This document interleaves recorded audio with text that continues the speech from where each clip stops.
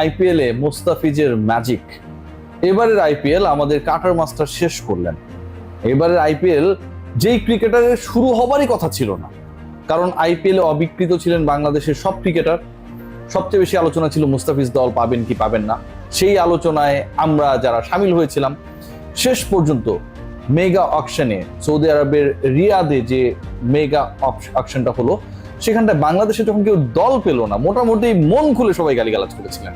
বাংলাদেশের ক্রিকেটারদের যোগ্যতা নেই, আইপিএল এ কেউ পাবে না, এটা আগে থেকে জানা হচ্ছিল অনেক কিছু। মাঝখানে যখন আইপিএল এবং পিএসএল চলছিল, যুদ্ধ লেগে গেল ভারত পাকিস্তানের। মুস্তাফিজের ডাক এলো, আগে থেকে তো তিনি আসলে তার এভেলেবিলিটি দিয়ে রেখেছিলেন। এরপর ফিজ খেলতে পারবেন কি পারবেন না, এটা নিয়ে যথেষ্ট আলোচনা হচ্ছিল, এবং এই আলোচনার মূল কারণটা হচ্ছে বাংলাদেশের হয়ে তিনি যদি আরব আমিরাতের বিপক্ষে খেলেন, তাহলে তো কোনো ধরনের সুযোগ থাকছে না, থাকলেও সেটা মাত্র এক ম্যাচের জন্য। দিল্লি কি তাকে নেবে? মুস্তাফিজ গেলেন, 3 ম্যাচ বাকি ছিল, 3টা ম্যাচেই খেললেন, এবং শেষটা যে হাই নোটে শেষ করলেন, এক কথায় অসাধারণ।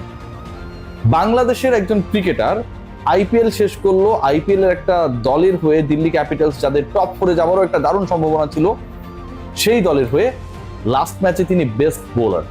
সবাই যখন মোটামুটি 11-12 ইকোনমিতে রান দিয়েছে, মুস্তাফিজের ইকোনমি হচ্ছে 8.25, উইকেট নিয়েছেন 3টা। তার থেকেও ইন্টারেস্টিং যে মুস্তাফিজ এত ভালো বল করেছেন, এত ভালো বিভ্রান্তি তৈরি করতে পেরেছিলেন ব্যাটারদের ক্ষেত্রে, তিনি যেন বিভ্রান্ত হয়ে যাচ্ছিলেন। ইয়ানসেনের উইকেটটার কথা যদি আমরা দেখি, আমরা যারা খেলাটা দেখছিলাম মুস্তাফিজের জন্য, যে মুস্তাফিজ সেই লাস্ট ওভারটা করতে আসবে কখন, তার আগের ওভারে মোটামুটি 2টা ছক্কা 2টা চারে অনেক রান নিয়ে নিয়েছে কিংস 11 পাঞ্জাব বা পাঞ্জাব কিংস, যেটাই হোক না কেন, আগের আর পরের নাম একই দল। মুস্তাফিজের ওভারে কত রান নিতে পারে সেটা নিয়ে আলোচনা। প্রথম বল 1 রান, দ্বিতীয় বলে ডট, থার্ড বলে উইকেট, এবং এই উইকেটটা যে তিনি পেলেন, আবারও বলছি, এত ভালো বল করেছেন, এত ভালো একটা ডেলিভারি দিয়েছেন, এত বিভ্রান্ত করার ক্ষেত্রে পারদর্শিতা দেখিয়েছেন যে তিনি বিভ্রান্ত ছিলেন যে আসলে ইয়ানসেন আউট হয়েছেন কিনা। স্টাফস উইকেটের পেছনে তিনি বারবার অ্যাপিল করছিলেন আউট আউট আউট। ডিলে একটা রেসপন্স ছিল from the umpire and the fingers went up. Finally মুস্তাফিজের থার্ড উইকেট হতে পারতো 4টা, হতে পারতো 5টাও। পুরো খেলা যারা দেখেছেন, আপনারা দেখেছেন মুস্তাফিজ যখন ইনিংসের 4th ওভারে বল করছিলেন, তার সেকেন্ড ওভার লাস্ট বলে কিন্তু একটা কটন বোল্ডের সুযোগ ছিল। বলটা তিনি বাঁহাতে ক্যাপচার করার চেষ্টা করেছিলেন, কিন্তু বল আসলে তালুতে না গিয়ে এই অংশটায় লেগে পেছনে চলে যায়। আবার যারা পরে যুক্ত হয়েছেন অথবা পুরো খেলাটা দেখেছেন, লাস্ট ওভার 20তম ওভারের লাস্ট বলেও কিন্তু একটা কটন বোল্ডের সুযোগ ছিল। 2 ক্রিকেটার মুস্তাফিজ এবং অপর ফিল্ডার, তারা দুজনই ক্যাচটা নেওয়ার জন্য দৌড়ালেন। হয়তো যে কোনো একজন গেলে, অথবা মুস্তাফিজ যদি একাই সেখানটায় যেতেন, ক্যাচ হওয়ার সম্ভাবনা ছিল। সংঘর্ষ এড়ানোর জন্য কেউ শেষ পর্যন্ত ওই বলটা, ওই ক্যাচটা পিক করার চেষ্টা করেন না, কারণ একটা রানই হবে ম্যাক্সিমাম, এরপরে তো খেলা শেষ। মুস্তাফিজ আজকে 5 আর মারতে পারতেন, সেটা হয় নাই। কিন্তু মুস্তাফিজ যে 3টা উইকেট নিয়েছেন, প্রথম ওভারে এসছেন, প্রথম ওভারে এসে প্রিয়াংশকে ফিরিয়েছেন। এরপরে আমরা খেলা দেখেছি, তিনি দলের চতুর্থ, নিজের দ্বিতীয় ওভারে এসেছেন, কিছুটা মার খেয়েছেন।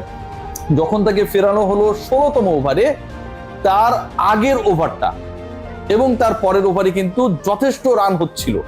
পাঞ্জাব কিংস জাস্ট মুস্তাফিজের পরে যখন মুকেশ বল করতে এলেন, ওই ওভারেই তুলেছিল হচ্ছে 26 রান। আবার 20তম ওভারে তিনি যখন এলেন, তার আগে 19তম ওভারেও 20+ রানস কিন্তু দুজন ব্যাটার তুলেছিলেন। কিন্তু মুস্তাফিজ 16তম ওভারে এসে দিলেন মাত্র 4টা সিঙ্গেল, সাথে একটা উইকেট নিয়ে নিলেন। 20তম ওভারে এসে 2টা উইকেট অলমোস্ট হয়েই যাচ্ছিল, একটা পেলেন, কিন্তু যেভাবে এক্সপেন্সিভ হয়েছেন অন্য বোলাররা, সেই তুলনায় তিনি তার মতোই থেকে গেলেন। সবাই 40+ রান দিয়েছে, 39-38 রান দিয়েছে। মুস্তাফিজের ফিগারটা দেখলে সত্যি ভালো লাগে। এবারের আইপিএল মুস্তাফিজের এই পারফরমেন্সটা আমার কাছে মনে হয় অনেক বেশি সিগনিফিকেন্ট কয়েকটা জায়গা থেকে। প্রথমত, বাংলাদেশের ক্রিকেটারদেরকে না পিক করার ব্যাপারে একটা বড় ধরনের এলার্জি ছিল ইন্ডিয়ান ফ্র্যাঞ্চাইজিস গুলো। ফাইনালি তারা নিতে বাধ্য হয়েছে, যখন তাদের আইপিএল এ বিভিন্ন দল এমন একটা সিস্টেমের মধ্যে পড়ে গেছে যে অনেক বিদেশি ক্রিকেটার, ফরেন রিক্রুটরা খেলতে চাচ্ছেন না, যুদ্ধ পরবর্তী সময় তারা খেলতে চাচ্ছেন না। মুস্তাফিজের মতো আরো অনেকেই পিকড হয়েছেন। মুস্তাফিজ পিকড হওয়ার পরে কি করেন? প্রথম ম্যাচে উইকেট পাননি, দ্বিতীয় ম্যাচে একটা পেয়েছেন, তৃতীয় ম্যাচে 3 উইকেট, দলের বেস্ট বোলার। আগামী আইপিএল এ মুস্তাফিজের এই পারফরম্যান্স, আপনি যাই বলেন না কেন ভাই, যে কোনো দলকে ভাবতে বাধ্য করবে he should be their first choice. কি কারণে বলছি, মেগা নিলাম তো আবার হবে না। আজকে মুস্তাফিজ যে উইকেটগুলো পেয়েছে তুলনামূলকভাবে সেখানটায় স্লোয়ারের তুলনায় কাটারের প্রভাবটা বেশি ছিল। আপনি খেয়াল করে দেখবেন সেকেন্ড উইকেটে যেটা পেলেন প্রায় 136 কিলোমিটার গতিতে বল করেছেন, এবং যে চান্সেস গুলো ক্রিয়েট হয়েছিল সেগুলো কিন্তু যথেষ্ট গতি সমৃদ্ধ বল ছিল, যেগুলো 5টা উইকেট পেতে পারতেন। তার মানে মুস্তাফিজের যে লিমিটেশনস এর জায়গা সেটা তিনি টুকটুক করে কাটিয়ে উঠছেন। সেকেন্ড পয়েন্ট যেটা আমার কাছে মনে হয় যে একজন ক্রিকেটার তিনি কোনো সিস্টেমের মধ্যেই ছিলেন না। আইপিএলে যারা রয়েছেন তারা তো একটা প্রপার পরিবেশ বা সিস্টেমের মধ্যে রয়েছেন, সেইখান থেকে তারা পারফর্ম করছেন। মুস্তাফিজ হুট করে উড়ে গেছেন এবং কি পরিমাণ টেনশন এবং প্রেশার ক্যারি করেছেন। দেশে থেকে তিনি ইউএই গেছেন যেদিন তার দল ফাইনাল হলো, সেখানটায় গিয়েও আমরা কনফার্ম না যে কয়টা ম্যাচ খেলবে, আমরা নিউজ করেছি 2টা ম্যাচ সুযোগ পাবেন, প্রথম ম্যাচটা খেলতে পারবেন না। তারপরে এনওসি দেওয়া হলো, তিনি ইউএই থেকে সরাসরি ভারতে চলে গেলেন, বিশাল একটা দেশ, ম্যাচ ভেন্যুতে গেলেন, সেখানটায় গিয়ে প্রথম ম্যাচেই খেললেন, ভালো বল করলেন, দ্বিতীয় ম্যাচে খেললেন, উইকেট পেলেন, তৃতীয় ম্যাচে যখন একটু ইউজ হওয়া শুরু করলেন বিধ্বংসী হয়ে উঠলেন। আমার কাছে মনে হয় মুস্তাফিজের এই পারফরমেন্সটা তার পরবর্তী আইপিএলে দল পাবার ক্ষেত্রে বা পরবর্তী আইপিএলে যখন মিনি নিলামগুলো হবে বা অকশন হবে, বাংলাদেশের মুস্তাফিজের ব্যাপারে আগ্রহ বাড়াতে, কদর বাড়াতে, তার কাটতি উপরে তুলতে বড় একটা ভূমিকা পালন করবে। একই সাথে আফসোস জাগাবে অনেক ফ্র্যাঞ্চাইজির, স্পেশালি এবারের সবচেয়ে floppest franchise Chennai Super Kings.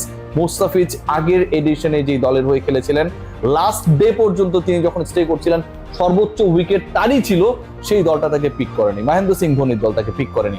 এবারে তাদের বাজে পারফরমেন্স, বোলিং ডিপার্টমেন্ট হতশ্রী, মুস্তাফিজের অভাবের জায়গাটা নিশ্চয়ই তারা দেখেছে। মুস্তাফিজের ইফেক্টিভিটির জায়গা নিশ্চয়ই দিল্লির হয়ে তার যে খেলা ম্যাচেস গুলো, সেই ম্যাচেসে তার বোলিং এর প্রভাবের মাধ্যমে দেখেছে। সো ওভারঅল আমার কাছে মনে হয় দিস আইপিএল আলটিমেটলি আমাদের কাছে কোনো গুরুত্ব রাখে না। আমরা তখনই আইপিএল পিএসএল নিয়ে আলোচনা করি, আগ্রহ দেখাই যখন বাংলাদেশ ক্রিকেটাররা খেলে বা তাকে। পিএসএল এর ফাইনালে বাংলাদেশের 3 ক্রিকেটার, মিরাজ রয়েছেন আপনারা জানেন, সেখানটায় আমাদের রিশাদ রয়েছেন এবং মেগাস্টার সাকিব আল হাসান রয়েছেন। 3 জন ক্রিকেটার পিএসএল এর ফাইনালে রয়েছেন। হোপফুলি কোয়েটা গ্ল্যাডিয়েটর্সকে হারিয়ে লাহোর যদি শিরোপা জিতে যায়, 3 জনই ওই শ্রেষ্ঠত্বের মেডেল করে বাংলাদেশে ব্যাক করবেন। সাকিব আল হাসানের ব্যাক করাটা একটু হয়তো ডিলে হবে। আর আইপিএল এ ফাইনাল বা কোয়ালিফায়ারে আমাদের ক্রিকেটার সমৃদ্ধ কোনো দল না থাকলেও end of the day Mustafizur Rahman যতটুকু খেলেছেন, আমাদের মান সম্মান রেখেছেন, দেখিয়েছেন, কাটার মাস্টার এখনো ফুরিয়ে যায় নাই।